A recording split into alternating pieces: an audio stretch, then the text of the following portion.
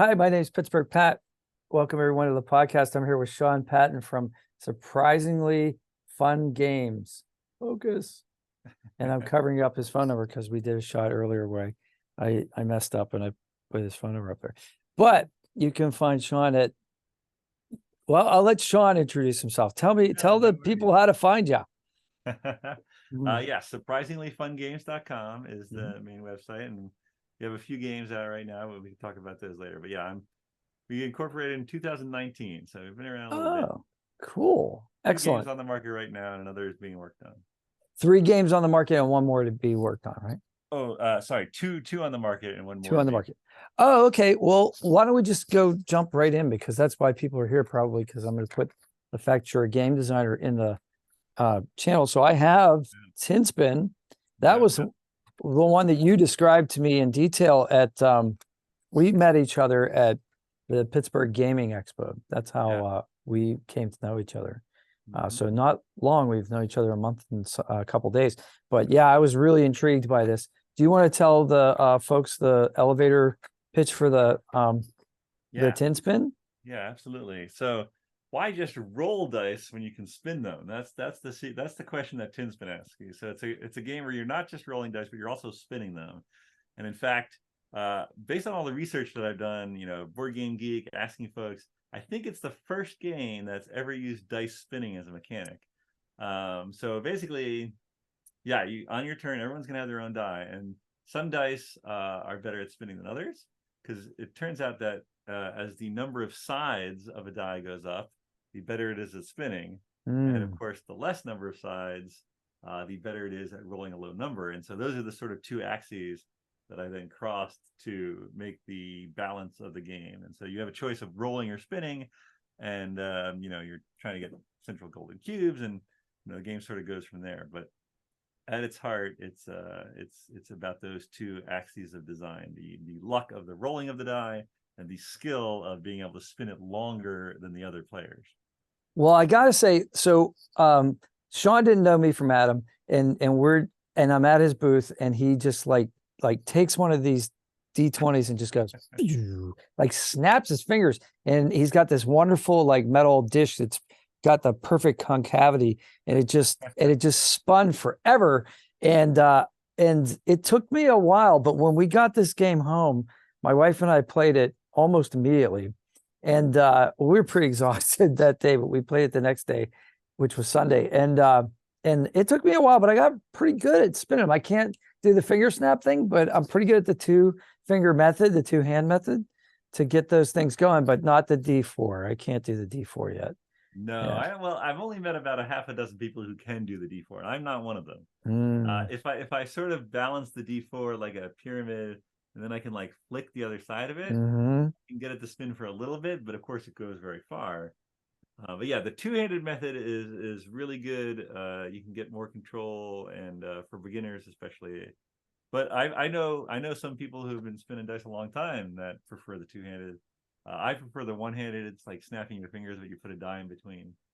And there's a little video on the website. If you go to tinspingame.com, there's a little video there that teaches you how to spin. So I've been fairly successful. Basically, if anyone comes over, if they're attracted by the spinning dice at all, I can teach them to spin at least the D12 or the D20 while they're at the table or the booth. Yeah, I noticed the 12 is really good. I was spinning it. I was teaching kids how to play DnD at this after-school program, and while we were waiting for our turns, and I was saying like, well, this is part of D&D. You're going to wait for your turn. It's going to happen, especially in combat. So I started spinning the dice, and this little 8-year-old took one of the D12s, and he really got it going. Like, it took him a couple tries, but and then they were flying all over the room, but then eventually he got it. And so I may be teaching in a few weeks course to kids about games, and so Tin Spin's definitely going to come with me. There's no doubt about it. So thank you very much for introducing me to that. Oh, my pleasure. Yeah, no, it's the set of dice. So you get 7 dice with Tin Spin, and one of them is the swap die, which tells you how to swap your dice, because you're not always stuck with the same die. The dice are always moving around. Well, that's only fair, right? Because if somebody's really good at spinning this D20, you Yeah, know, no, like part of they're the really part of good the at balance. that, then like it's like, okay, let's move along now and let somebody else have a chance. Yeah, And so, but like there's one really unique die in here, and it's shaped kind of like a bomb, the like an rocket old World die. War II like bomb. Yeah, it's a Yeah. rocket die. Yeah, those are cool. I like that a lot. And then you were talking about the switch die, and that's here. It Yep. says Yep. pick 10. Nope. Yeah. Which Yeah, I has knew that. new. Yeah. Yeah, so it's a six-sided die, and two of the Mhm. sides have you swap with the tin. One of the sides has you pass to the left, one of them is pass to the right. One is pick any die you want. And I wanted a side that where nothing would happen. And so like you could write nothing or you could write like no, but I ended up writing the word nope. And it Mhm. play tested really well because it's a funny thing for a dice to say to you, it's like nope. Like, Yep. okay.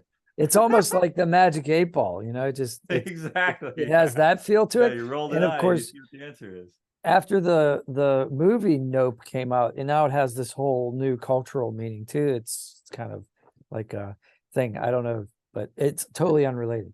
But but but tell the people, okay, so you were Yeah. on a panel, and I went to this panel to watch you and a couple other game designers talk about that process. We may get into that in a little bit, but Yeah. but you had you stole the show with your story about these little.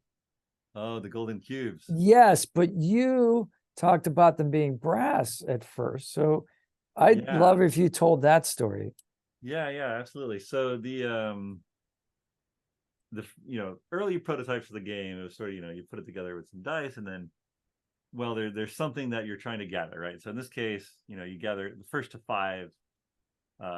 First one to gather five is going to be the winner. And so, well, what are you gathering, right? You want it to be something cool that people want. And so I had a couple different things that I was prototyping, but one of them that sort of stood out was these just shiny, acrylic plastic, right? Shiny plastic cubes, shiny gold.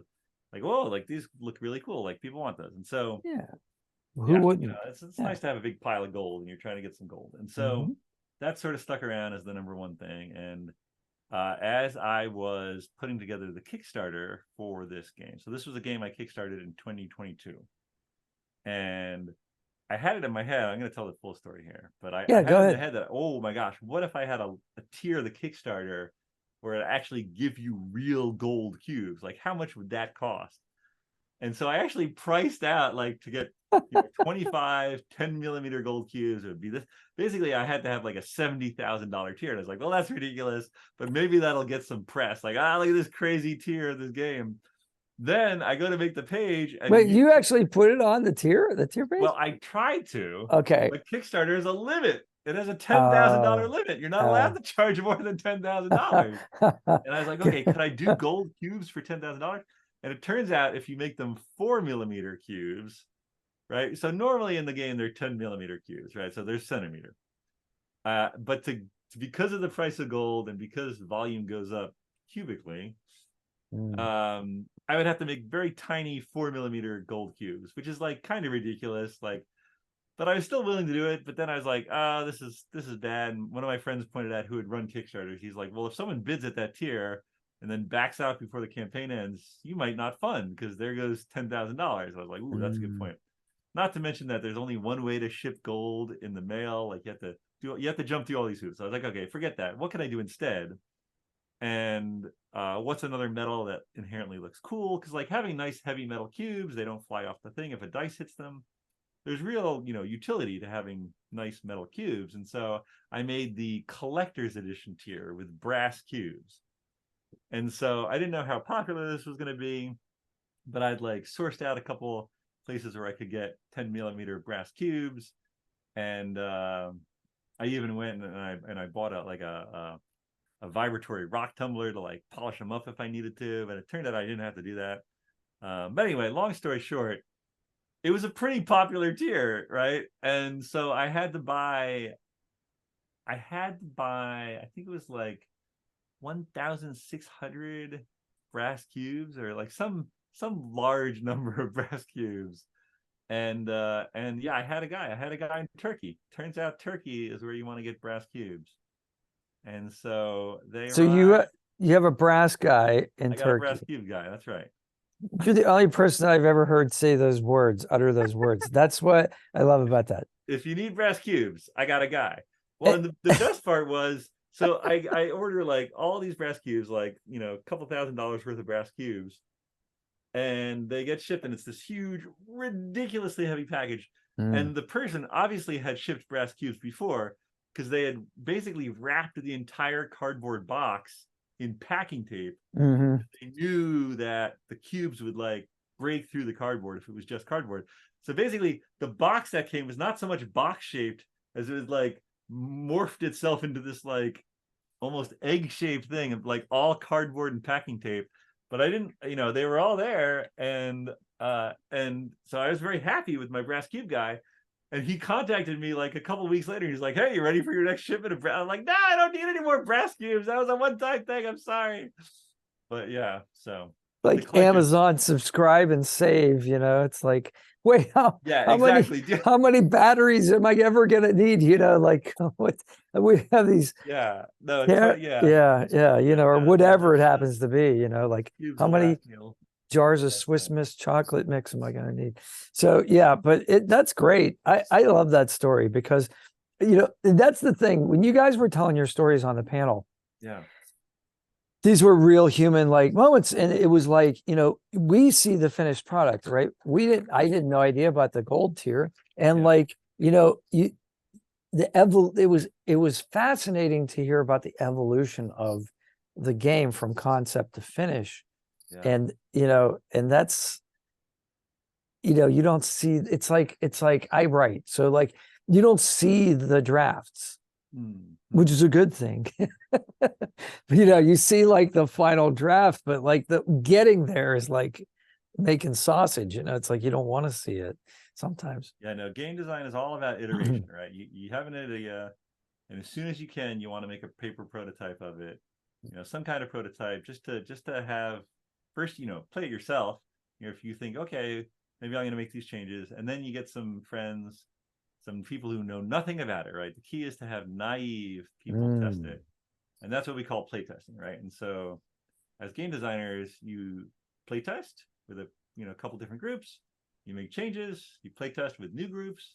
Sometimes you get repeat play testers, but most of the time you want new play testers until you're sort of testing maybe the longevity of the game, or like you've got different modes that you want to play test. But for the most part, you always want fresh eyes on it, because if you've changed something fundamental to the game to make it better, people who have play tested it earlier will know and sort of will go with that. Whereas new people, maybe you've made some things better, but some things worse. And so you need those new folks to keep you honest and to make sure that you're testing the game with fresh eyes every time. So where do you find them? Well, events. So for instance, Pittsburgh Gaming Expo has last year I went to Pittsburgh Gaming Expo and I was testing Sweet Deals, because that was the game that I put out this year. And so I just was hanging out in the board game area. There you go. He's got that too. Well, you gave me the 2 for deal, so yeah, I couldn't pass it up. That's right. Only at the conventions you can get the 2 for deal. But yeah, no. So last year at Pittsburgh Gaming Expo, I was testing a very early prototype. It still had my daughter's marker art. When I first, so Sweet Deals was a card game that I put out this year, and both of these are for sale online and in stores. And she had drawn the art on just white dry erase board cards when we were on vacation as a family. And so I had sort of done the initial playtesting with the extended family that we were on vacation with. And so then I took her art, scanned it into the computer, and made a file that I was able to get printed at a print-on-demand website, so I could get an actual deck of cards that could stand up to some play. And I had a couple of those decks made, and that's what I would bring around. And so I would go to board gaming nights, right? I live here in Pittsburgh, Pennsylvania, and through Meetup or through various organizations, there's a lot of people playing board games, and you can show up and you can play the game that you made. And you need to be polite and let people know that, hey, this is a game I'm working on. But usually people are very excited to play new games, because it's kind of exciting, right, to be part of that process. And just go into it knowing that Your game's not going to be great at first, and you need these folks to give you their honest feedback. And so I think the biggest hurdle to get over as a designer is to go into the playtest with a very open mind and just let all the feedback wash over you. If you're not careful, you can end up getting defensive. Well, that didn't work because you guys played wrong, or I didn't explain this. Like, you don't want to get defensive, right? These people are doing you a favor by playing your probably unfun game, right? And so you need to just listen, right? You got to be in listening mode. And there's a couple questions you can ask. I always ask. I have a set of sort of standard playtest questions that I always ask. I always ask, what was the most frustrating thing about the game? And the reason you lead with most frustrating is because if this was the real world and people get frustrated with your game, they're going to stop playing it. So it doesn't matter what your game's like, if it's good or bad, whatever. If they get frustrated with something early on, they're not going to play your game. And so I always ask that question first. And then I ask, what was your favorite moment? Because you want to, see what the favorite moments were and hopefully double down on the favorite moments while you're fixing the frustrating moments. And then, I usually ask, what were you doing in the game, to see if it's sort of fulfilling the fantasy of the game. Or another good one is, how would you describe this to a friend? And so, if they're describing your game like that you thought was all about spinning dice, and they're like, yeah, it's like you just roll a die and you get lucky if you get a coin. Right? I'm like, oh, that's not. I want people to say it's a game about spinning dice, right? Like, if that's not the first thing they say, then I'm doing something wrong. That definitely, it sounds very much like the process when you're writing a book. You get somebody to read it, and then you say, if you give it to your family and they go, oh, that's good, that's nice, and that doesn't help you, right? So like, you need somebody that's going to be brutal. Maybe they can be kind, but they got to be like honest. They got to be like, look, I don't believe the character's motivation in chapter 3. It just doesn't make any sense. And nobody would do that. No guy like irons his jeans before he goes to the club, like nobody in the world does that. It's like that, because I edit people's books, and there was a female author who was writing about this guy that was supposed to be well-dressed and slick, and she's got him ironing his jeans. And I'm like, yeah, guys don't do that. Like almost nobody, like that I've ever met would do that. So just be aware of that, like you can use that still, but you're going to make your character look like a freak, or write it so that that's like a unique property, that he's so into himself that he does that. You know what I mean? That kind of thing. No, yeah, exactly. Be aware of how odd it is. Yeah. Yeah. Maybe that's what you want. Maybe it's not, but yeah. But exactly. And then the positive stuff, obviously, I mean, you got to hit on that.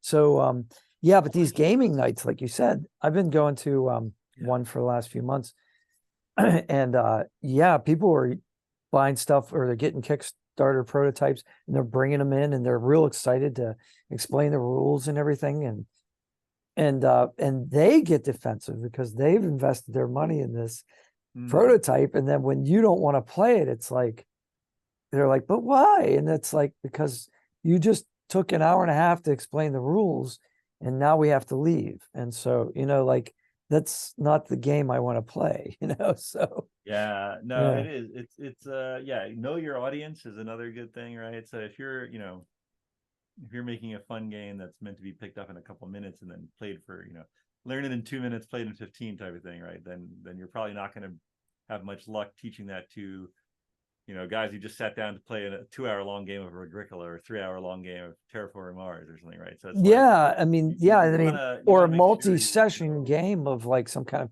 extraordinary like battle history of China, which is what this one was, and it was crazy. But I like that you actually put on the box like how long it's going to take. Like, it's not focusing, but it says 15 minutes you can play this game. And actually less, depends on how many players you have. And you also have the ages, and you have how many players. And I love that, because like for my class, I may potentially have 8 or 10 students. And so with sweet deals, you can play with 8 players, and that's fantastic, Yeah, I love both Tin Spin and Sweet Deals, right? These are small games, Mhm. very flexible, 2 to 6 players, 1 to 8. And yeah, because I like to be able to play games with anyone, anywhere, right? So the best game is the one you have with you to play. And And that's the other thing, you make them portable. And yeah, so you guys were talking about this. It wasn't just you, but there were two other panelists. But you all were talking about weight and distribution and all kinds of things that seem obvious now, but I didn't consider when I walked into that room. And these are all considerations when you're making a game, right? So if you're going to have brass cubes and this thing's going to cost a lot, or weigh a lot, it's going to cost a lot to ship. oh So, yeah, you know, yeah, no, exactly. Well, and that's the trap that a lot of folks on Kickstarter can fall into is you can get all excited about these stretch goals and like plussing up the components and making things metal, and like there's just these, right, it's not just the cost of turning something from wood into metal, but it's also, yeah, now it's going to weigh more, it's going to cost more to ship, like everything, it's got these cascading effects. And so what you'll see is you'll see these campaigns that go viral or go huge, and they've promised all these things, and maybe they haven't done their due diligence on them, and so now they're in a position where they risk either losing money or having to go back to the backers to ask for more.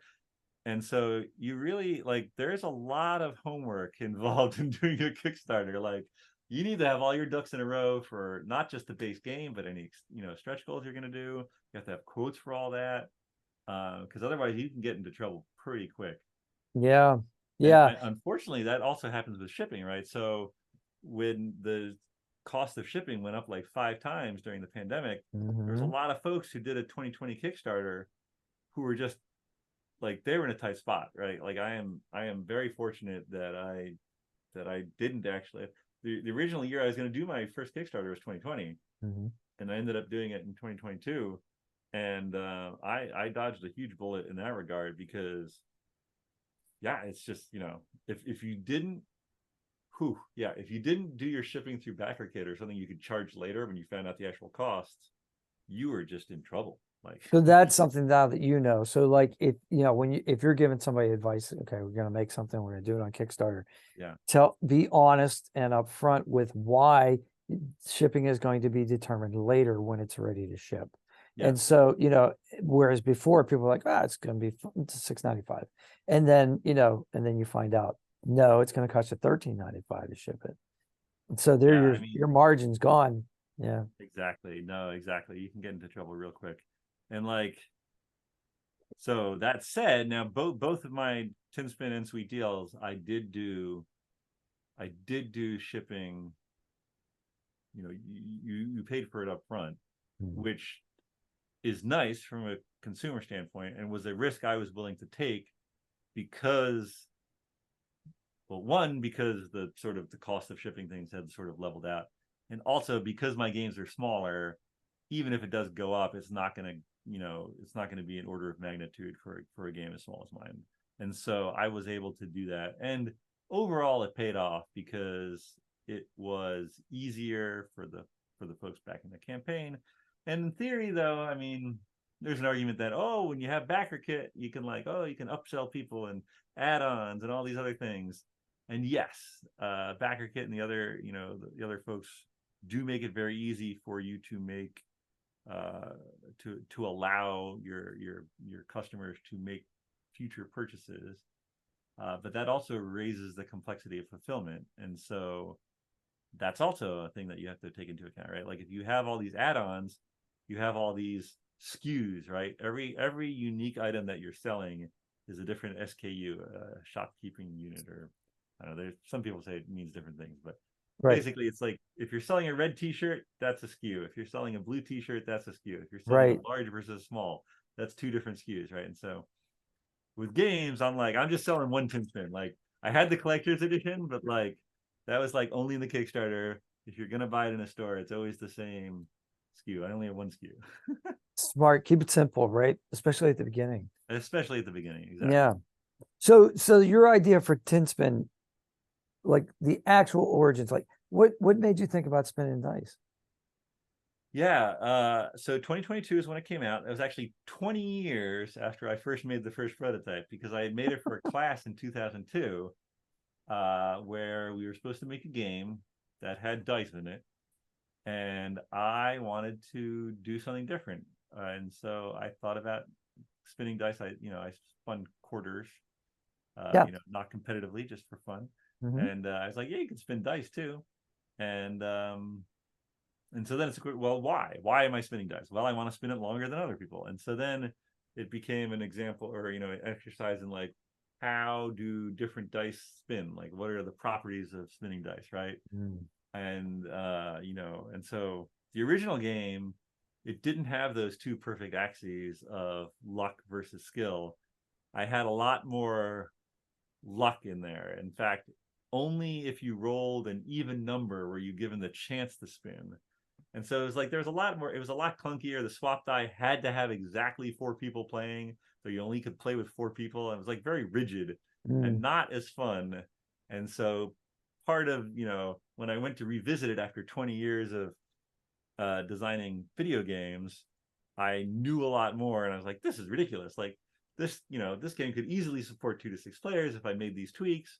And like, I sort of honed in on the axes of luck versus skill, and like tried to find new dice. That's where the rocket die came from. I needed a die that had a reasonable percent chance. So this has a 50% chance of getting a 1, 2, or 3, because it is a D6. It is a 6-sided die. And then I also wanted to make sure, though, that if you practiced, you could spin it for a reasonably long amount of time. So I wanted it to be sort of in the middle, where you got your D20 and your D12. They're really good spinners, harder to roll a 1, 2, or 3. You got your D4, basically impossible to spin, but man, you got a 75% chance of a 1, 2, or 3. So I needed some dice in the middle, and the rocket die perfectly fit that. Yeah. So you come from you have experience now in video game production. Yeah. Is that Yeah. correct? My Or day design? job, as it were, is a Mhm. video game designer. Wow. Well, there's a lot of people that think that would be their dream job. It is a dream job. Mhm. I am very fortunate in that regard. But it's interesting. So I've been in the video game industry 20 years. So there's not a ton that I haven't done. And so board games are, honestly, I play more board games than I play video games.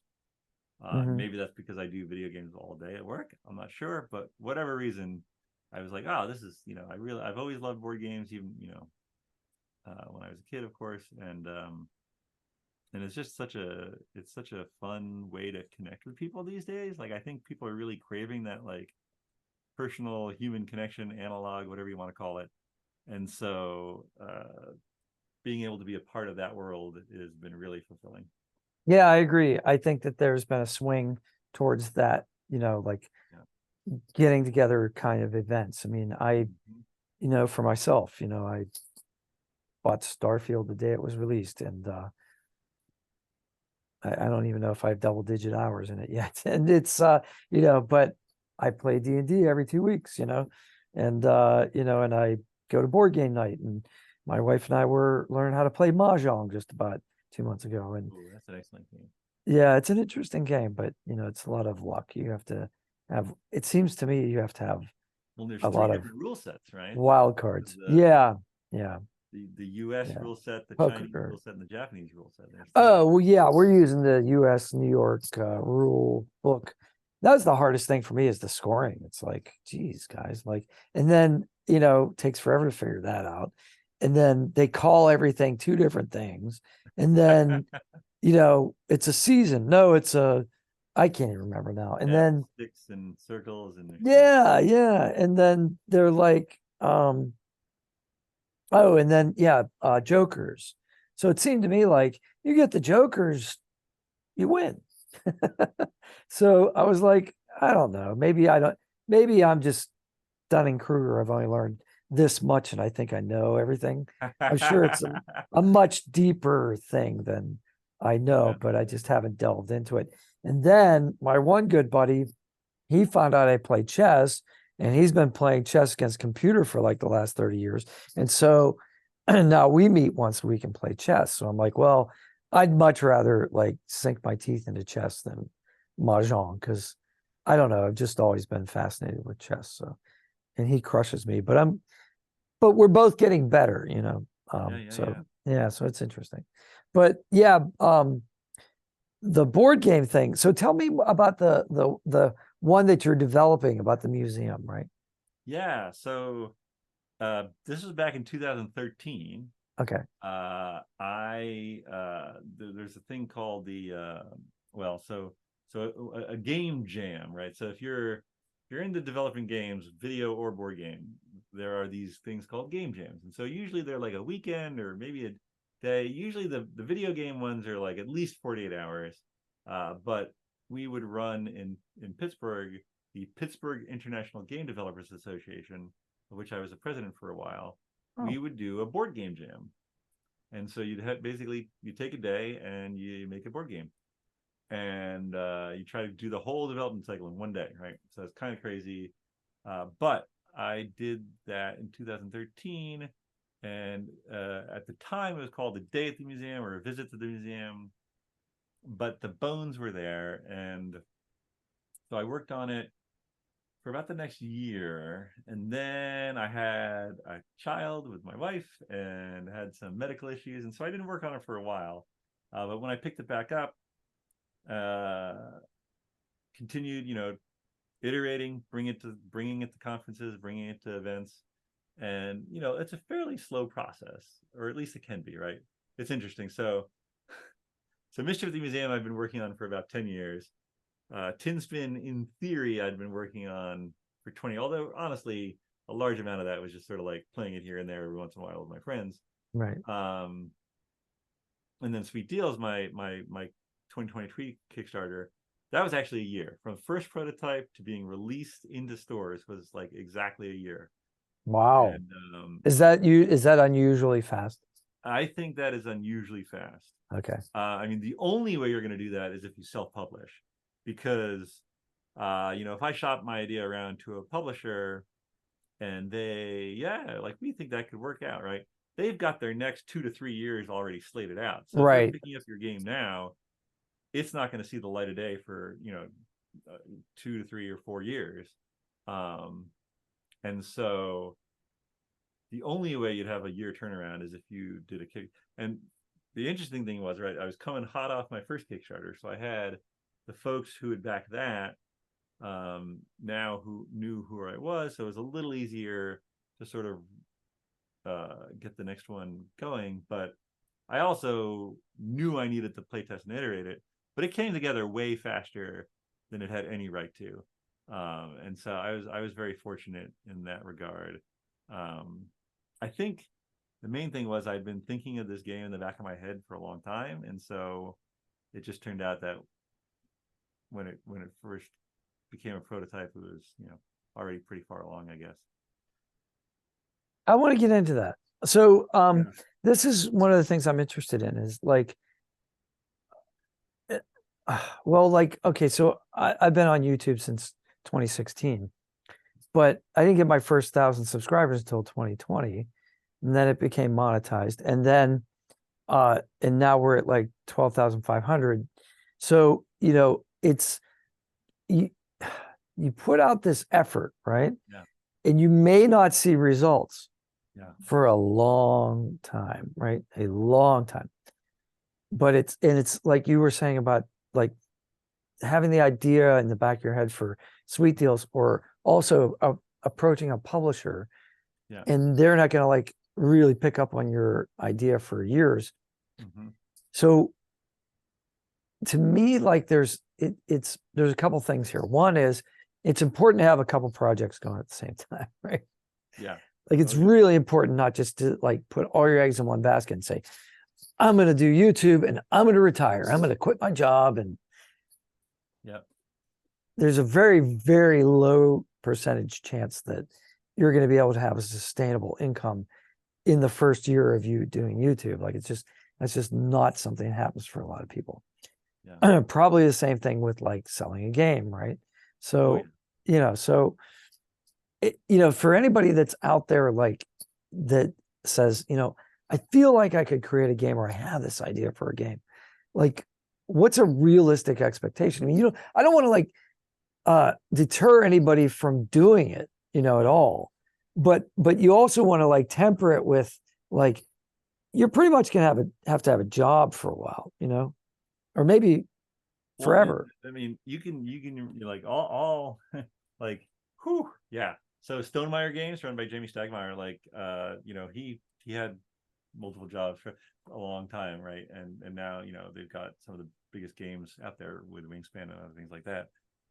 But like it's yes, there's sort of, whew, I think if you're doing anything, I want to say if you're doing anything creative, right? There's the sort of you're working at it, and maybe you're seeing some returns, but you're sort of going up with that. And then if you've got your day job, or the job that's basically paying your bills, right?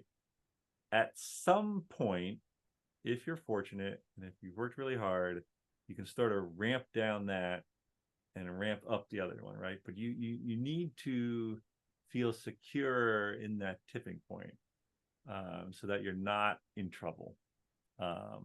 That's at least my opinion. I don't think to your point of putting all your eggs in one basket,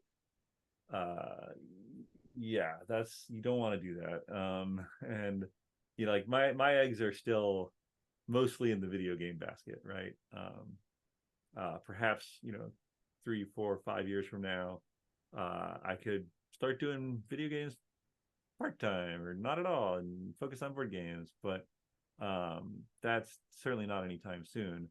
But I do like, it's you just got to keep trying. Like I was speaking to the folks who do parks, and I'm blanking on some of the other games, but oh man, why am I? Anyway, their booth was next to mine at Origins, and I was talking to them, and Tell everybody what Origins is, though, because they may not know. What's that?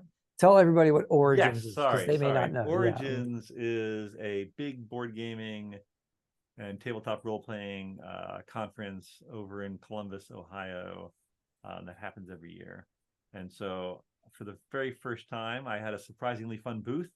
My Surprisingly Fun Games booth was there, and I was selling both Tin Spin and Sweet Deals, and it was just eye-opening to go through that whole process and sort of put together the displays and the tablecloths and the banners, and you got to do all that stuff, and then that costs money and design time and graphic design time and figuring out how you want to do that. But it also is great because you get to talk to other folks who have booths there and learn about them and learn about how they did things. And I don't know if it was dozens, but it was almost a dozen other games that they had they put out before one of them sort of hit it big, right? And that's a very typical story, right? Musicians, writers, game designers, right? You're gonna have a bunch of games that either break even or maybe make a little money or maybe don't make any money, but you're gonna have a lot of those before you have one that makes it big. It's not, it's all kinds of things. I tried out for Jeopardy at one point, like decade and a half ago. Got called in to like do the play test, the screen test, whatever, take the final exam. We were down at the convention center here in Pittsburgh, and there's a whole bunch of us, and we all do it, and we're all standing around afterwards talking about it, and and people are all excited. They're gonna call me. I know they're gonna call me. And one guy's like, I've been to this stage of it 6 times already, and it's like, so it just deflated everybody's balloon. And so I was in the contestants pool for Jeopardy, never got called, but so it's but it's, you gotta try, right? So you have to try. Yeah. But I didn't wait around for 18 months. I didn't quit my job. I didn't sit around thinking, all right, I'm going to be Ken Jennings before Ken Jennings was Ken Jennings. And they only let you win 5 times back then, so you couldn't go on a tear and but it was it's important to try a bunch. I don't know, for me, my philosophy is, and the older I get, the more this is I just try a whole bunch of different stuff, because like the gaming expo. So the gaming, I was on a panel at a gaming expo. Not that many people showed up, but that was like the third time I've even been to a con, right? So I went to Steel City Con in the spring, and then I went to Techo, and then at Techo I met the guy that was running PGX, and we both game at the same gaming store that we all know, Phil's gaming store, right? Yeah. We'll give a plug, Game Masters. And Phil will love that. And then great guy, great place. That's how we bonded. We had a conversation. He said, hey, we need panelists. You want to be on a panel? I'm like, yeah. So, like, how many times in my life am I going to get that opportunity? Yeah. So I'm like, yeah, let's do it. And, now I'm like teaching Dungeons and Dragons to kids and getting paid for it. And like, you don't know what's going to happen. You don't know which of of the balls that you have in the air are going to produce something. So what do they say? They say you miss 100% of the shots you don't take, right? So there you go. Oh, that's a great one. Classic one, right? Yeah. There was a Japanese anime cartoon called Fooly Cooly. I don't know if you know it. It was on Adult Swim 20 years ago. It's still got a bit of a following. But a very profound saying that the one character says is, nothing happens until you swing the bat. And it was all about baseball. And I was like, that's true. You can let them go by, but eventually you got to swing once in a while. You got to swing. True enough. Yeah. So good for you. Well, cool. So we know we can buy Tin Spin online. We're going to put the links there. We know we can buy Sweet Deals online, right? Yep. tinspingame.com, sweetdealsgame.com. Is the museum, Mayhem at the Museum, is that a Kickstarter? Yeah, sorry. So I never really finished answering your question. So yeah, Mischief at the Museum. It is Mischief at the Museum. It is probably going to be a 2025, maybe early 2025 Kickstarter. Oh, so it's okay. Taking a year off. Gotcha. Kickstarter. Honestly, because they're a lot of work, and doing 2 back-to-back years was like, oh my gosh. But also because honestly, I need to work on the marketing a little bit to get Sweet Deals and Tin Spin out there. And so basically I'm focusing this year mainly on marketing those 2 games. And then Mischief at the Museum, I also the art for that game. So that's a larger game. So Sweet Deals and Tin Spin are both about 15 minutes total. You can play around in 15 minutes. Mischief at the Museum is about 15 minutes per player, right? So if you're playing with 4 players, it's going to take an hour. And there's a lot more pieces. There's a lot more art. All the balancing. So it's a more complicated game. It is still very approachable because, again, I like to make gateway games. I have a lot of friends and family who are maybe not hardcore board gamers. I also have some hardcore board game friends, and so I like to make games that, in theory, it can bring them together. And the way I do that is I like to design approachable games with hidden strategies. So if you care about the hidden strategies and you're focused on those, you can play the game better, or you can just have a good time, right? It's on the back of your business card. Hidden strategies. Yep, that's my slogan right there. I love that slogan.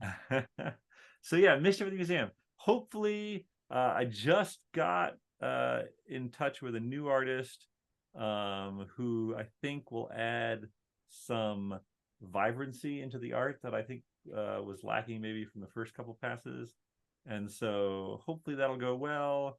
And yeah, but in the meantime, I continue to bring it around to conventions. And so, yeah, if you go to surprisinglyfungames.com, you can get on my mailing list. And that is what I use to do playtests, because I've ported all my games, well, not Tin Spin, but Sweet Deals and Mischief at the Museum. I have digital versions, so you can play them on Tabletopia or Tabletopia or Tabletop Simulator. And so I sometimes do playtesting online. And so if you get on the mailing list, that's a great way to find out about testing.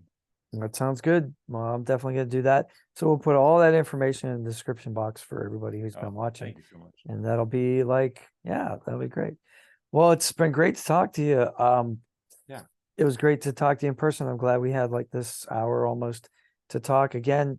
great guy and love supporting your stuff. And you got a great product. And No. you even have your own like bags. I still have a The bag. surprisingly fun bag. Yes, I Yeah, still have one. so when I was doing the booth at Origins, I was like, oh, I Mhm. gotta have bags to give to people, right? Mhm. And like, what would be funny? So I actually, yeah, turns out there's websites where you can give them a file and they will make you a custom stamp. And Mhm. so I had a surprisingly fun bag stamp made, and my daughter and I sat there and stamped a bunch of bags. Well, it's funny you mention that because I just got this. Whoop. Sorry, guys, you had to look at my tie or my shirt. This custom print stamp thing because when I went to PGX, Yeah. I was dressed in that crazy suit back there as Benny from Fallout New Vegas, which is set in a post-apocalyptic Vegas with casinos. So as a business card, I took playing cards and I just wrote Pittsburgh Pat on YouTube on the playing cards and passed them out at the convention. And that took a long time. So I thought, well, okay, I'll get a stamp. So finally, I was at Staples. I was taking something back from Amazon. They gave me like, I don't know, 30% off or something. I'm like, I'm buying one of these rubber stamps. And I'm just going to use that the next time I go to a convention, right? So I love it. make my own business cards. So yeah, I started, you lean in, surprisingly fun booth, surprisingly fun bag. When people see that bag, it's just, they know what I'm all about. Like, I'm the guy who's just, I'm going to lean into the joke, right? And just like, yeah, it's a good time. Oh yeah. And it was darling to like, your whole family was involved. Your daughter actually, my wife used her card and gave your daughter and she's like, and you were trying to tell your wife how to use Square, I think it was. And Yeah. and then your daughter's like, I'll do it. And she just went, because Kids, man, they interface with electronics better than we you do. can use the iPad and the computer better than anyone. It's kind of fascinating. Absolutely. All right. Was there anything you want to say before we go? No, I just really appreciate talking to you. It's a good time. All right, great. Well, I hope everybody out there had a good time too. And we'll see you on the next one. And I'm going to end now.